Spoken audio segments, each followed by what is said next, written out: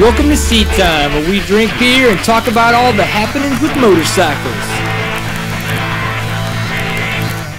Hey everybody, welcome to Seat Time. Brian Pierce here. As you can tell, I'm a little bit alone, and this is a kind of a different format. This is what I'm going to call episode 38 and a half. Jordan is out lawyering it up, and Bloody had some stuff that he had to deal with. So as you can see, we are in what I like to call the crap room. I've got some drums over there that nobody ever gets to play because they're not set up, and then a bunch of other crap over here that I don't even know what it is. So there you go. There was a lot of racing that went on this weekend that I thought that we should talk about. One of them being the Monster Energy Cup. Interesting race. Talk about a lot of money, a lot of hype, and a lot to come away with. We knew that going into this with Ryan Villopoto winning both the Supercross and the Outdoors titles, that he was going to be a force to be reckoned with. But Dungey just switched to KTM. So does that mean that Dungey is going to be more of a threat or less of a threat? Most people, 90% of people probably would say less of a threat.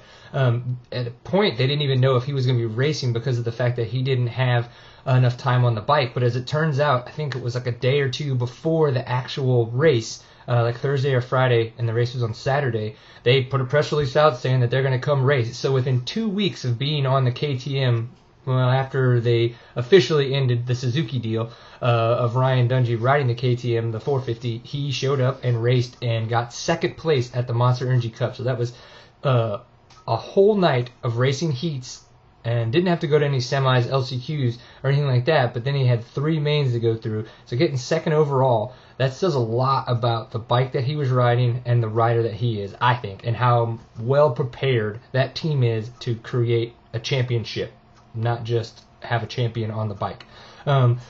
Brett Metcalf was in third. He had a really good, consistent night, and that wound up him with third.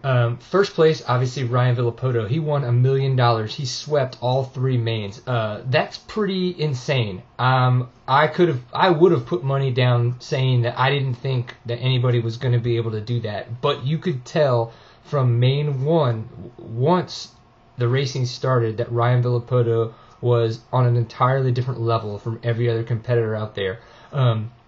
It was just insane to watch him come out, almost get a hole shot every single main, and as well just completely drop the field. It was really only in the third main, when Mike Alessi gave him a little bit of trouble, that he had to fight to even get away from everybody. And by that point, he was really just getting away from Ryan Dungey.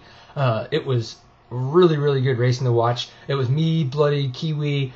We had our fun Outcast. We had his wife there, and then Kiwi had his wife there. And we just hung out and watched it. It was a lot of fun. I think my main pet peeve, I wouldn't even say a pet peeve, my main issue with the event was that it started so late. It didn't even end till like 1:30 for us over here, and I think it ran late, so it actually ended later than that. I didn't make it that long. I actually wound up freaking passing out a little bit earlier than that. I decided to have a couple high-content beers.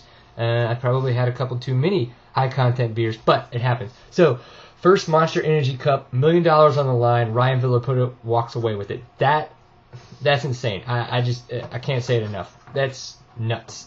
I am happy to see Ryan Dungey do so well in the KTM. I think we could definitely see him and Chad Reed and James Stewart and Ryan Villopoto and Trey Canard, a couple other guys up there, absolutely fighting for a championship next year, just like we got to see this year. It is going to be great. 2012, baby. It's going to be a good time.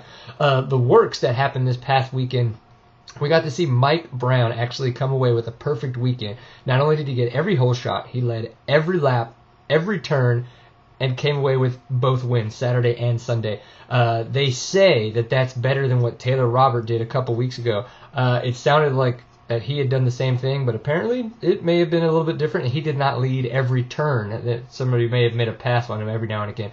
Regardless, Caselli actually didn't have the best weekend. He had a really bad wreck on Saturday in the Saturday Moto to come back and finish 8th in the Saturday Moto, and he did kind of regained himself and came back for a 3rd place finish in the Moto on Sunday. So, way to stick through it, Caselli, and make stuff happen. But he came away with 5th on the weekend. So he still has the points lead over Mike Brown, but we've got one race left, and Caselli pretty much can't really lose it unless, of course, he has another bad weekend like he did right now, and Mike Brown has another perfect weekend. The points could really shake up. It could be interesting. We did have this past weekend a torn race in Dublin, Texas.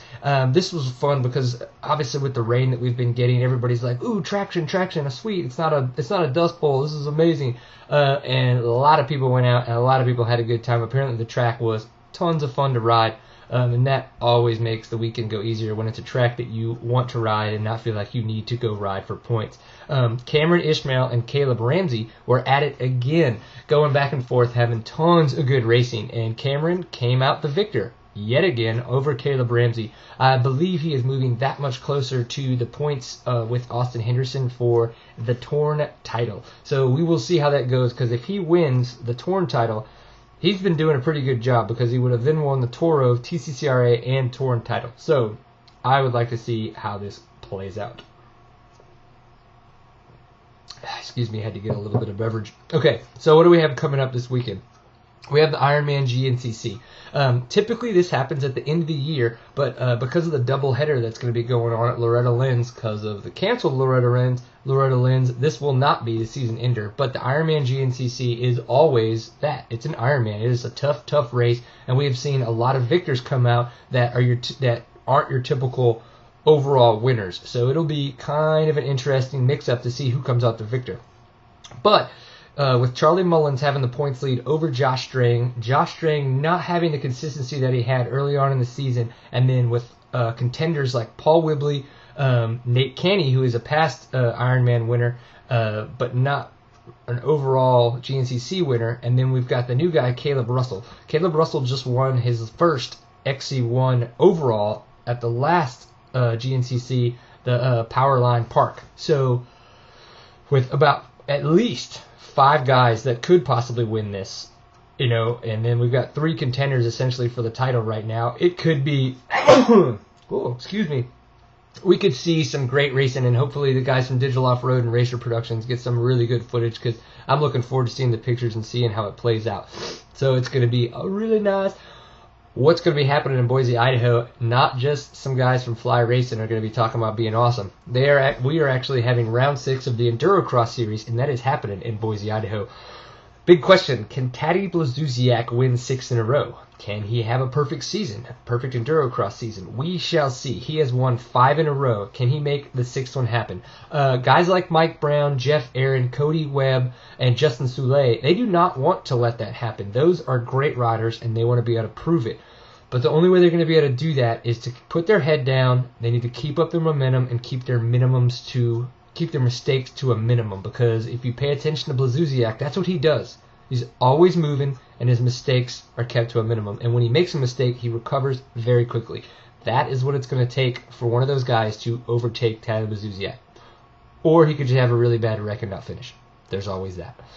We do have another National Hare and Hound, which is actually the last one for the season. Caselli did just wrap up that title, but going into this weekend, Kendall Norman was the one who won the last National Hare and Hound over Caselli. So I think that Norman would really want to go into this last race and get another win, so that way he can try to carry some of that momentum into the off season, so that he can bring that momentum into the new season next year. Because Kendall Norman, obviously being a National Hare and Hound champion, has what it takes to win another championship, and I'm pretty sure that's what he's going to be trying to do next year. Locally, we do have another TCCRA race, and it's going to be at Buffalo Creek. This is the last race on the TCCRA schedule. So if you guys are looking to get your TCCRA on, make sure you make it out to Buffalo Creek. They've got racing on Saturdays and Sundays. It's going to be fun for everybody. We want to say congrats again to Cameron Ishmael, who actually has already wrapped up the TCCRA Pro title. So he will be rocking the P1 plate next season in the TCCRA. That is a lot of letters to keep saying over and over again.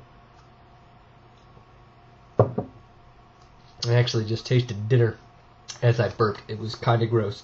I guess on a note, I'm excited because my ankle's starting to heal up, and I can look at my bike, and I want to ride. I can't do that yet, but we shall see. But being that it's orange, watching Dungey ride, this is a personal note, watching Dungey ride at the Monster Energy Cup, having only been on the bikes for 2 weeks, I think that's amazing.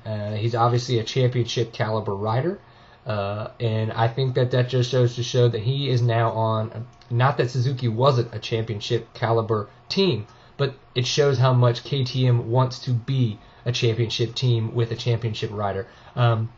Very excited to see where this takes him, Dungey, and that team for 2012. I think it's going to be phenomenal racing. So I'm excited.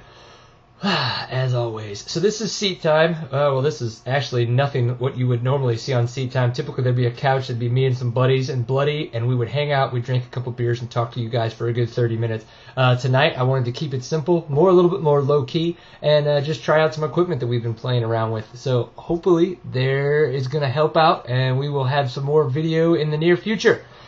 Thank you very much. Where you can find Seat Time, seattime.co. We are on Facebook, facebook.com/seattime, and you can find us on Twitter, seattime_co. So thank you very much for paying attention. Again, I'm Brian Pierce, and I always want you guys to enjoy a pipe full of awesome.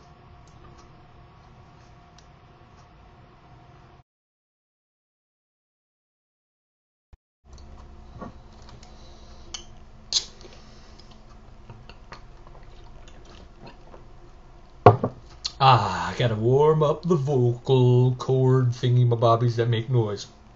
Hello. Hey, what's